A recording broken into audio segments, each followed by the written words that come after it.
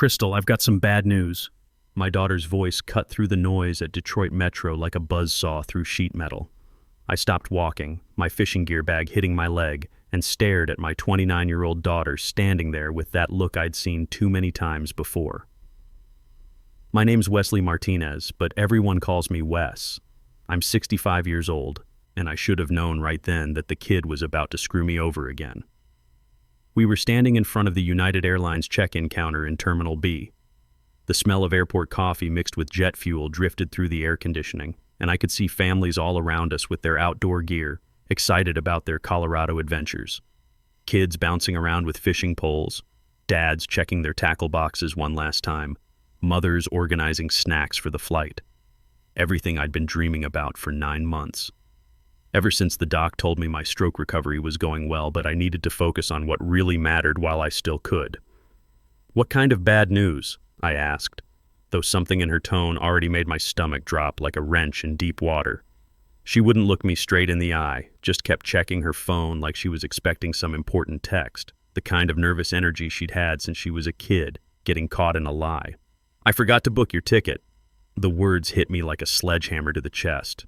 Around us, people were checking in with boarding passes clutched in their hands, talking about mountain streams and trout fishing, planning which restaurants they'd hit in Denver, all the stuff Crystal and I had been planning during our Sunday dinners at my place for months. "You forgot?" My voice came out rougher than I meant it to. "Crystal, we've been planning this trip since last January. I gave you $18,000 to handle everything." I know. She finally looked at me, but just for a second before her eyes darted away again. There was just so much to coordinate with the lodge and Brandon's work schedule. Things got mixed up. $18,000. Let me tell you something about that money. I didn't just pull it out of my back pocket like some lottery winner. After my stroke scare last January, when I woke up in Henry Ford Hospital thinking I was done for, I worked extra shifts at the Ford plant for 9 months straight. Overtime every weekend, side projects during the week, all so I could save up for this trip. This wasn't just some vacation we were talking about. This was supposed to be our father-daughter bonding trip, the kind my old man took me on when I was Crystal's age, back in 1985, when fathers still did that kind of thing. My dad, Mason Martinez, had saved for 2 years to take me trout fishing in the Colorado Rockies. 4 days of just him and me, teaching me how to read mountain water, how to handle a rainbow when it fights. Best memories I had of the man before he passed. I wanted that with Crystal, wanted to pass down what my father taught me, show her that there's more to life than her marketing job and Brandon's constant gaming sessions in their Farmington Hills apartment. I'd watched my little girl turn into someone I barely recognized over the past few years, always asking for money, always too busy for family dinners, always treating me like some old relic from a bygone era. I was already heading toward the counter, dragging my gear behind me. The wheels of my tackle case clicked against the polished terminal floor. This had to be fixable, had to be some computer glitch, maybe a name spelled wrong in the system. "Excuse me." I called to the woman behind the United Airlines desk. She was probably in her 40s.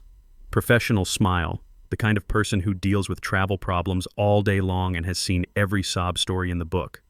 "Certainly, sir. How can I help you? I need to check on flights to Denver today. There might be an issue with my booking." She started typing, her fingers flying over the keyboard with practiced efficiency. "What's the name on the reservation?" "Martinez. Wesley Martinez. But there might be a problem with how it was booked." More typing. I watched her screen reflected in her glasses, seeing scrolling lists of names and flight numbers. Her professional smile started to fade as she searched. The departure board above us flickered, updating gate assignments and delays in electronic green letters. "I'm not seeing any reservation under that name, sir. Are you sure it was booked with United?" My chest got tight. Not the stroke kind of tight, but close. The kind of tightness you get when you're starting to realize that something's very wrong and you're not going to like where this is heading. The terminal sounds seemed to get louder around us, announcements echoing off the high ceilings, rolling luggage, conversations in multiple languages. It has to be there. My daughter and her friend should have tickets on the same flight. "Let me check under your daughter's name then." Her fingers moved across the keyboard again. "What dates were you looking to travel today?" "Right now." Flight 147 to Denver, departing at 2:15 p.m. She nodded, kept typing, and I could see the screen reflected in her glasses as she scrolled through whatever system they used to track reservations. Behind me, I could hear Crystal's heels clicking nervously on the terminal floor. I do see a reservation for Crystal Foster, party of 2, departing at 2:15 p.m. today. Party of 2, not 3, not father and daughter and friend, just 2. The terminal started to feel like it was spinning around me. People were still moving past us with their luggage, but everything seemed to slow down like I was watching it all through thick glass. The smell of pretzels from the snack shop suddenly made me nauseous. "That's impossible," I said, my voice sounding hollow in my own ears. "Check again. Maybe it's under a different first name, or maybe there's a separate reservation. I've checked twice, sir." The reservation shows Crystal Foster and Brooke Anderson. 2 passengers total. 2 passengers, Crystal and Brooke. No Wesley, no Wes, no father who'd worked extra shifts for 9 months to make this dream happen.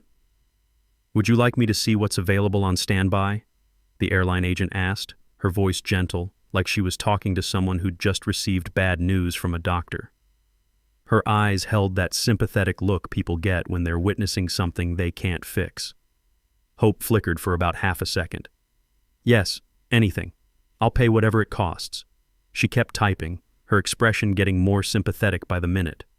The keyboard clicks seemed unnaturally loud in the sudden silence that had fallen between Crystal and me. "I'm sorry, but we're completely booked today. There's an outdoor recreation convention in Denver, and it's peak season for mountain tourism." "What about tomorrow?" "First class, coach, I don't care.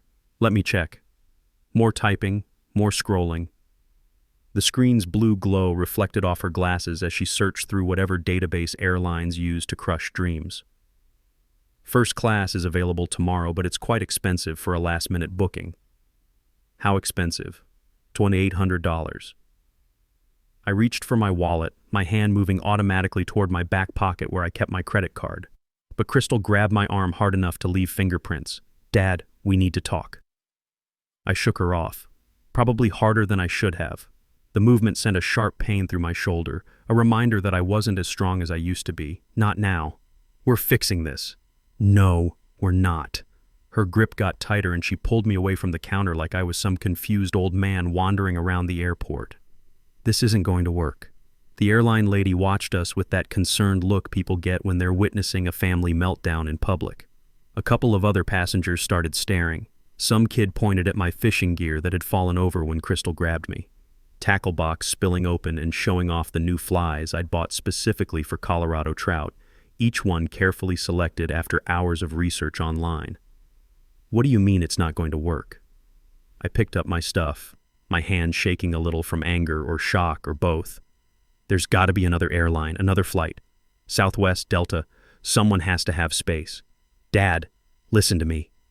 Crystal's voice had this edge I'd never heard before, like she was talking to an employee she was about to fire. "The trip is happening today. Right now, Brooke and I are already checked in, and we're not missing our flight." Wait a minute. Something about the way she said that made my brain start working again, cutting through the fog of confusion and disappointment. "Brooke's going? I thought this was supposed to be our trip, father and daughter." "Well, yeah, she's always wanted to see Colorado, and the lodge had space for 2 people. 2 people. My brain was trying to process what she was telling me, but it felt like trying to understand a foreign language. This whole time, while we'd been planning what I thought was a father-daughter fishing trip, Crystal had been planning a girls' weekend with her friend using my money. "Crystal, this was supposed to be like when Grandpa Mason took me fishing. Remember I told you that story 100 times? 4 days with just him and me learning what really matters in life, teaching me how to cast properly, how to read the water, how to be patient. Things change, Dad." The departure board flickered above us, updating flight times. The 2:15 Denver flight now showed final boarding in red letters that seemed to pulse like a warning light. Around us, the terminal continued its organized chaos, but our little corner had become a bubble of tension. "Crystal, you're scaring me here. What's really going on?" She checked her phone again, more nervous now, like someone was timing her. I could see text messages lighting up the screen, probably from Brooke, wondering where she was. What's going on is you need to go home, Dad. You're too old for this wilderness stuff anyway. Too old. The words hung in the air like exhaust fumes from a diesel truck. Around us, travelers kept moving with their boarding passes, heading off to their adventures together. Real families who actually wanted to spend time with each other. And here I was, getting told by my own daughter that I was too old to go on the trip I'd paid for. Too old. My voice cracked like I was 13 again instead of 65. I'm 65, not 85. I survived a stroke, worked 30 years building Mustangs. I think I can handle a fishing lodge. And we appreciate everything you've done. We really do. But standing here arguing isn't helping anyone. Her words came out rehearsed, like she'd practiced this conversation in her head multiple times. That's when I saw it in her eyes. Not panic about a forgotten ticket. Not guilt about screwing up the reservations. Relief, like she'd been planning this moment all along and now she just wanted to get it over with so she could go enjoy her vacation. The vacation I'd funded. The vacation that was supposed to be about building memories with my daughter. Just go home, she said, already backing toward the security checkpoint. We'll call you from Colorado. Maybe bring you back a trout or something.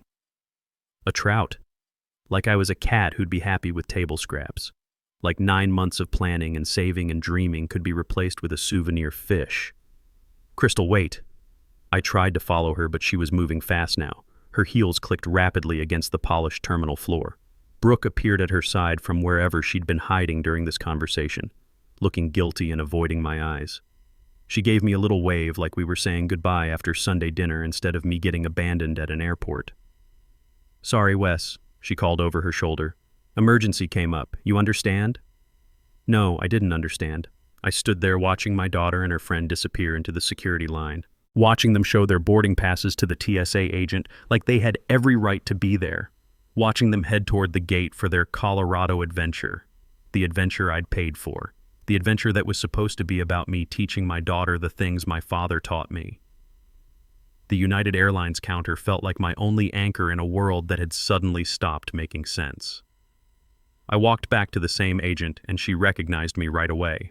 Her expression had shifted from professional courtesy to genuine concern. Sir, were you able to work things out with your family? Actually, I need you to check something for me. My voice sounded steadier than I felt. Probably because 30 years of dealing with Ford supervisors had taught me how to keep my cool when everything was falling apart around me. That reservation under Crystal Foster. When was it booked?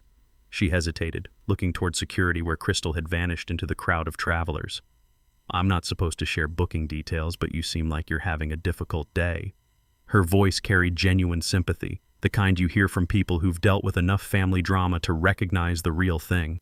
Her fingers moved over the keyboard with practiced efficiency. It shows here that it was booked 8 weeks ago. Party of two adults, 8 weeks ago. Not 9 months when we'd first talked about the trip over Sunday dinner at my place. Not last week when Crystal said she was finalizing all the details.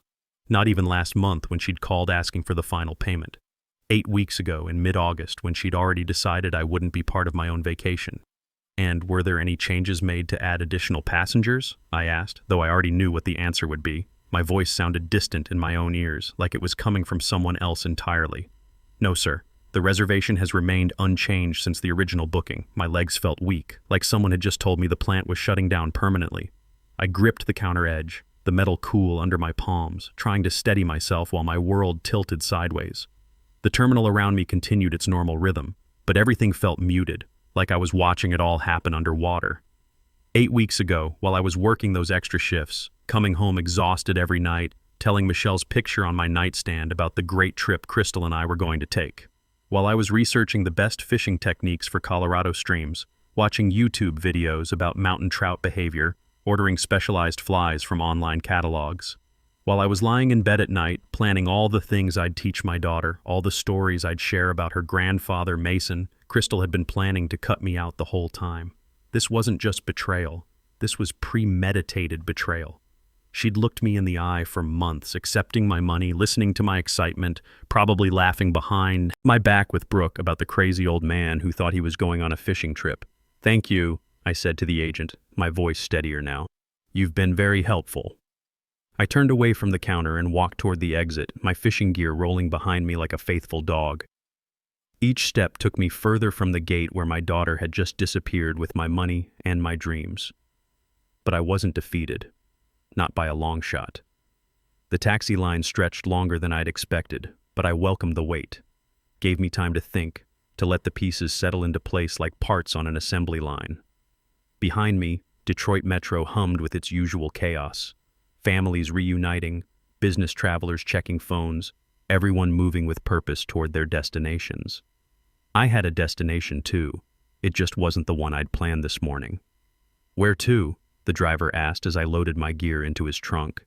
Middle-aged black man, looked tired, probably dealing with airport traffic all day long, the kind of working man I'd spent 30 years alongside at Ford. Farmington Hills, up near 12 Mile Road. I settled into the back seat, still holding my phone, where Crystal's dismissive words echoed in my memory like a broken record. As we pulled away from the airport, I stared out at the familiar landscape of Metro Detroit. The industrial areas where I'd worked for 3 decades, the neighborhoods where other families were probably sitting down to dinner together, making plans that actually included each other instead of figuring out how to exclude their own fathers. "Rough day?" the driver asked, glancing at me in the rearview mirror. I wasn't usually one for talking to strangers, but something about the privacy of that taxi, the anonymity of confessing to someone I'd never see again, made it easier. "Ever have your family turn on you?" He laughed, but not with humor. The bitter kind of laugh you hear in factory break rooms when someone's talking about their divorce lawyer. "Brother, I got an ex-wife who's been planning my funeral for 15 years. Family's the ones who know exactly where to stick the knife. The knife. That's exactly what it felt like, sharp, precise, and aimed right at the place where it would do the most damage." As we drove through the suburban sprawl, I started thinking back over the past few months. All those Sunday dinners at my place, Crystal showing up with her fake enthusiasm, both of us talking about how excited we were for Colorado, how it was going to be such a great bonding experience, how much it meant to her that I was making it possible. Me picking up the tab every time we went to Red Robin or Olive Garden. Me transferring money for deposits and equipment and reservations. Always happy to help. Always believing that I was investing in my relationship with my daughter. But now, looking back with clear eyes instead of hopeful ones, I could see the signs I'd missed. The way Crystal insisted on handling all the bookings herself. "Don't worry about it, Dad. I've got connections in the travel industry." Brooks' comments about how older folks sometimes prefer different types of vacations. The subtle suggestions that maybe I should consider a less strenuous alternative. They'd been conditioning me all along, preparing me to accept being left behind. "You know what the worst part is?" I said to the driver's reflection in the rearview mirror. "What's that?" They thought I'd just take it. Roll over and play dead like some old dog. You planning to prove them wrong? I watched the familiar skyline of Detroit come into view as we headed north through the city. Renaissance Center gleaming in the afternoon sun, the same buildings I'd driven past for 30 years on my way to work. Detroit, my city, the place where I'd built a life, raised a family, earned respect through honest work, and keeping my word. "I'm 65 years old," I told him. "I worked 30 years at Ford building cars that people depend on. Spent 4 years in the Navy before that. I raised a daughter who apparently thinks I'm some kind of pushover, but I didn't survive this long by letting people walk all over me." The driver chuckled, the sound carrying approval. "Now you're talking sense." My phone buzzed. A text from Crystal. "So sorry about the mix-up, Dad. We'll bring you back something nice from Colorado." Mix-up. Like it was some clerical error instead of a deliberate setup. Something nice from Colorado. Probably a refrigerator magnet or a coffee mug with a cartoon elk on it. The kind of cheap souvenir you buy for people you don't really care about but feel obligated to remember. "That'll be $45, the driver said as we pulled into my driveway. I handed him $60. "Keep the change. And thanks for the conversation." "Whatever you're planning," he said with a grin that told me he'd been in similar situations himself, "I hope they deserve it." As I watched his tail lights disappear down the street, I pulled out my phone and scrolled to a number I hadn't called in months. Preston Clark, my financial advisor, the guy who'd helped me with retirement planning after Michelle passed, who'd made sure everything was handled properly and legally. If Crystal wanted to play games with $18,000, we could play games. But first, I had some research to do. The key turned in my front door with the same familiar click as always. but everything felt different now. I dragged my gear across the threshold, the wheels catching on the doormat Michelle had bought 20 years ago when we'd first moved to this house. Home, where I'd planned to be packing for Colorado tonight instead of unpacking from nowhere. That evening, I made the call that would change everything. Clark Financial Services, this is Stephanie speaking. This is Wesley Martinez. I need to schedule an urgent consultation with Preston about updating my will. Monday afternoon found me in Preston's downtown Detroit office, all polished wood and expensive leather furniture, the kind of place that charged by the hour and delivered results worth every penny. Through the windows, you could see the Detroit River stretching toward Canada. Wesley, come in. Preston stood to greet me, his handshake firm. At 50, he carried himself with the confidence of someone who'd spent years solving complicated problems. Stephanie mentioned estate planning changes. What's the situation? I spread out my documentation across his oak desk. Bank statements, receipts, text messages, everything organized the way we used to organize production schedules at Ford. My daughter has shown me who she really is. I need legal protection from her greed. The story came out chronologically. The planned Colorado trip, Crystal's deliberate exclusion at the airport, the discovery that the reservation had been booked 8 weeks ago for 2 people, never including me. Preston took careful notes. How long has this financial dependency been going on? 12 years minimum. I pulled out a summary I'd prepared. $425,000. That's what I've given her since she was 17. Preston's eyebrows went up. That's inheritance-level money. And the dismissal was specific? I slid my notepad across his desk. You're too old for this wilderness stuff anyway. Wesley, this shows clear financial exploitation combined with elder dismissal. That's solid grounds for disinheritance with legal protection against challenges. I want her completely excluded. Everything goes to organizations that will actually use it for good. For the next hour, we planned my legacy. The American Legion would receive $200,000 for veteran services. Ford retiree assistance programs would get $150,000. Local youth programs would receive $100,000, teaching kids how to fish and find positive direction. By Friday, the documents were ready. Monday morning, I sat in Preston's conference room with witnesses and a video camera recording everything. The new will lay before me, 25 pages that translated my disappointment into permanent consequences. Mr. Martinez, Preston said for the record, do you understand these provisions completely? Yes, I do. Crystal Foster is excluded from any inheritance due to financial exploitation and dismissive treatment. My estate goes to charitable organizations that understand responsibility. My signature felt steady on the official documents, each letter deliberate and final. That Tuesday afternoon, I stood with Preston in Detroit Metro's arrivals area, watching United Flight 1247 from Denver taxi to the gate. Crystal's vacation was over. Her reckoning was about to begin. Passengers began emerging through the arrival doors, tired families with Colorado souvenirs, couples carrying duty-free bags. Then I saw them. Crystal appeared first, dragging a suitcase covered with mountain resort stickers. Behind her came Brooke, looking relaxed and tanned. Crystal's face went pale when she saw me standing with a man in an expensive suit carrying official documents. Dad, her voice carried wariness. What are you doing here? Who's this? Welcoming you home, I said calmly. How was your Colorado adventure? Preston stepped forward with professional precision. Miss Crystal Foster? Crystal's confusion turned to alarm as Preston extended the sealed manila envelope. Miss Foster, this is a copy of your father's revised last will and testament, executed November 4th, 2024. The envelope trembled in Crystal's hands as she broke the seal. Other passengers moved around us, but our little group had become an island of tension in the busy terminal. She unfolded the papers and began scanning the legal language that spelled out her permanent exclusion. I watched her face transform as comprehension dawned. First confusion, then disbelief, then horror as she reached the passages about complete disinheritance and charitable beneficiaries. This can't be real, she whispered. Brooke leaned over her shoulder, reading the devastating words. The color drained from both their faces. Dad, Crystal said, panic creeping into her voice, surely we can work this out. Think about the future, about grandchildren someday. I did think about future generations. That's why I'm funding veteran programs and youth development instead of enabling financial parasites. You can't do this to me. I'm your daughter. Yes, the daughter who excluded me from my own trip, dismissed me as too old, and spent 12 years treating me like a personal bank account.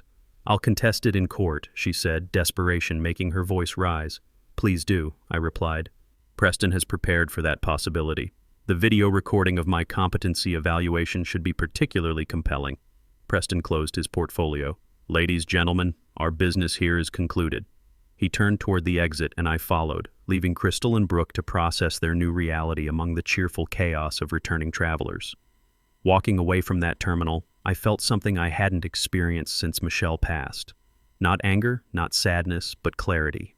At 65, I'd learned that family isn't just blood. It's respect, loyalty, and understanding that love isn't a one-way street.